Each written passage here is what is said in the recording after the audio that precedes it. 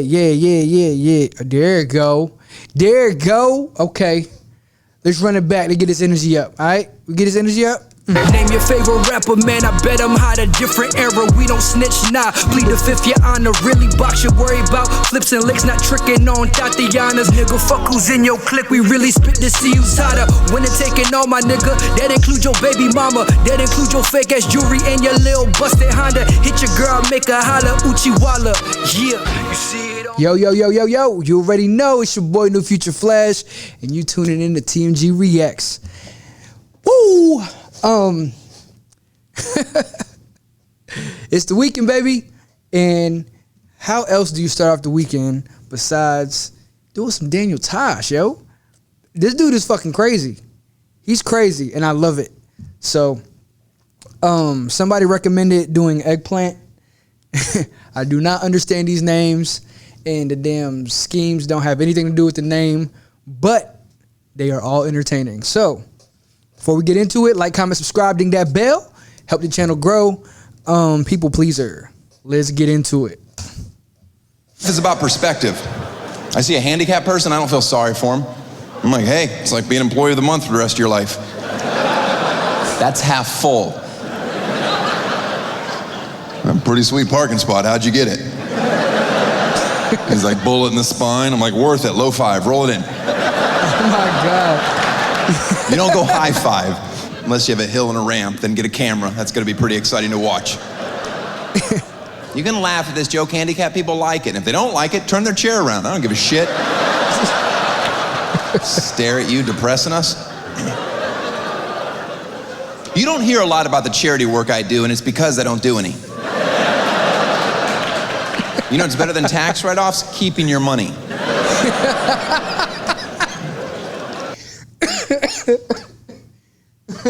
Yo, his setups are like so interesting because they're like so unexpected.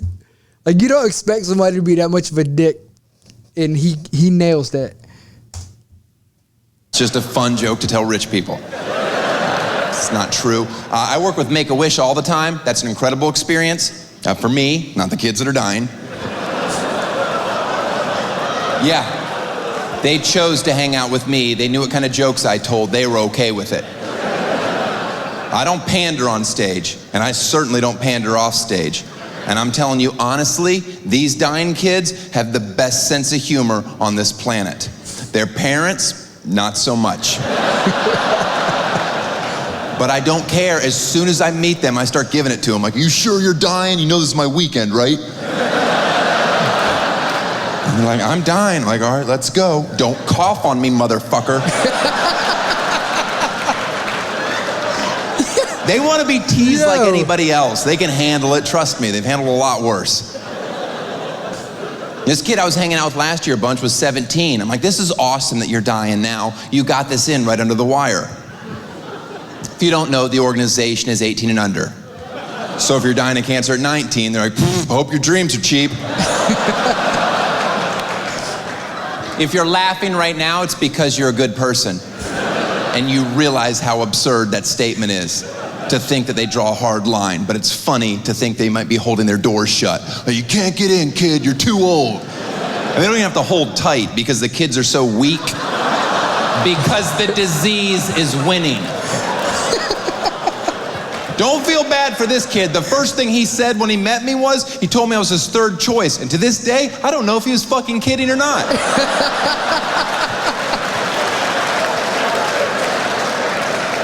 That's not cool. I'm healthy. I'm gonna live a long time. I don't need that noodling around up there.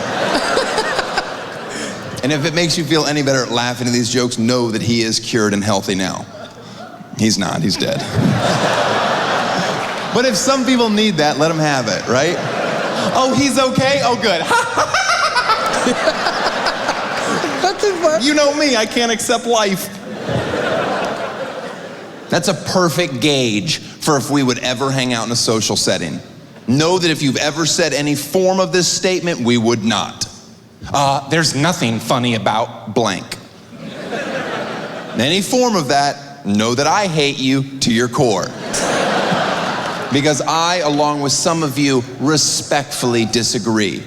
You can accept that things are tragic and awful and still have a sense of humor about them. It doesn't make you a bad person, despite what some blog may say.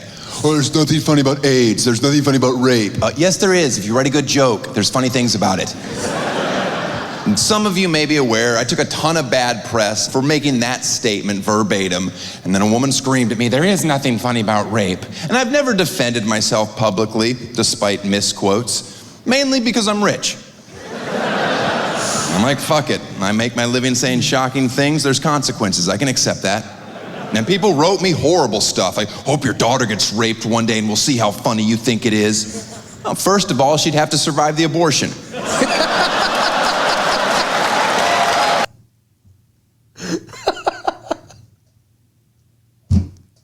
Yo, his clapback game is incredible. Like, just the way, like, he's just expecting, you know what I'm saying, people to talk shit. She will have to survive the abortion. Talk about 2 strikes against a kid, huh? Yeah.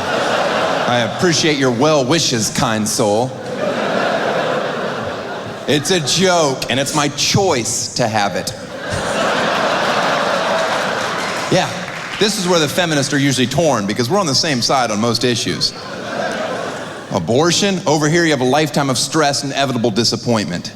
And over here, you have freedom. Well, how much does freedom cost? A couple nights sleep and around $750. Seems extremely reasonable. If nobody is looking, I will take freedom. But they have fingernails at 14 days. Yeah, and I clip them.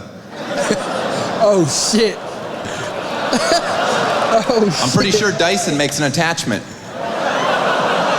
Guys, it's a great product that never loses suction due to the engineering. Now, in the interest of full disclosure, I'm sponsored by Dyson. I get a couple $1,000 for the plug. They're like, is there any place in your act where you could fit in our product? I'm like, I've got the perfect home for it. Imagine being that sponsor. Quick question, what's your company stance on fetuses? We fucking hate them. All right, let's move some units. I don't know what show you thought you bought tickets to, but I assure you this one's not getting softer. All right. Hey. There's nothing funny about cancer. All right. If you haven't been affected in some way or another by cancer at this point of your life and haven't developed a sense of humor about it, you're the crazy person. I saw a campaign in Phoenix where it says, the first thing you should do if you find out you have cancer is get a second opinion. Oh, really? The first thing? I was gonna cry for a bit, but all right. Let's make another doctor's appointment with somebody that probably can't see me for a few weeks.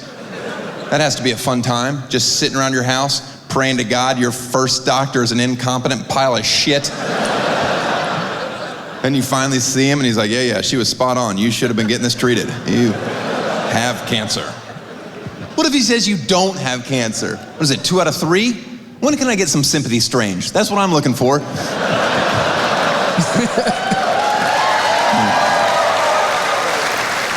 There's nothing funny about child molestation. Oh, shit. All right, then don't hang out with me. Yo. Because if you tell me a funny joke about a priest diddling a boy, I'm not gonna be like, what is wrong with you? Don't you know how serious that issue is? I'm gonna laugh because I'm not 11 or Catholic. I don't give a fuck. I can separate between reality and jokes. Who in here at one point in their life hasn't laughed at a Michael Jackson pedophile joke? Let's see if you laugh at this one. Did you know last year, dead Michael Jackson made $180 million thanks to his new show in Vegas, which is amazing if you get a chance to see it. There's a hologram of Michael. It sings and dances the hits, and for an extra $500 a pop, you can go backstage and watch him try to ghost fuck your kid. Yo! You're laughing at pedophilia. Look at that. Oh. And you can't even be offended by the joke because ghost fucking's not real. But I'm sure there's one dingbat in here. Yes, it is. I had a friend that was molested by a spirit. # ghost fucking is real. I like how he goes so extreme, you can't help but just laugh at him. You know what I'm saying? Because I feel like all those topics are so sensitive that he's just proving his point. Because the shit is funny. Like, you can't argue with that. I'll laugh at the real thing from time to time. How about when Sandusky was asked point blank on national television if he's sexually attracted to boys? And he waited around 16 seconds to reply, and I quote, if you don't think I was at home pissing myself, like, oh, did he just waffle on that softball question? Ask me if I'm sexually attracted to kids. I'm not. That's like, that's like that R. Kelly interview. I can't remember how, but it was like something to the thing of, are you attracted to teenage girls? And he was like, define teenage girls. Because he was like, I guess he likes 18 and 19-year-old girls or whatever. But just the fact that he was like 38, you know what I'm saying? And it's fucking hilarious. That's how long you should wait to answer that question. You don't mull it over for a bit. You certainly don't eyeball your lawyer. I wonder how he wants me to answer this one. You come out swinging in a hurry or you deserve to burn in hell. He said the only thing he's ever been guilty of is he liked to put his hand on boys' legs. I've heard enough. On that alone, you should be in jail forever. I agree. You want to hug your son longer than 3 seconds, you should be in jail forever. Yeah, my dad didn't hug me very much. He wasn't the best father, but he didn't fuck children, and I'll take it.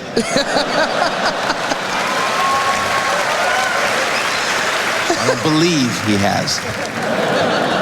That's my biggest fear in life, that I do that joke and people are cheering and there's one guy in here, he fucked me. And I'm like, I am sorry. I am 99.8% positive he hasn't. He hasn't heard this joke yet. Now my gut instinct is he's not gonna like it. But if he gets too upset, I'm like, what are you hiding? Yo, it's amazing how he's tackling these damn topics, but you don't really realize how big of a issue these things are. Like, what he's talking about, like that interview or whatever, like, have you guys been paying attention to the, what's it, Ghislaine Maxwell case? Like, that pedophilia stuff is crazy, bro. Like, it's so big and, like, nobody is talking about it. Nobody pays attention to it, but it's damn everywhere. Just like that case with Disney. You know what I mean? Like, where the,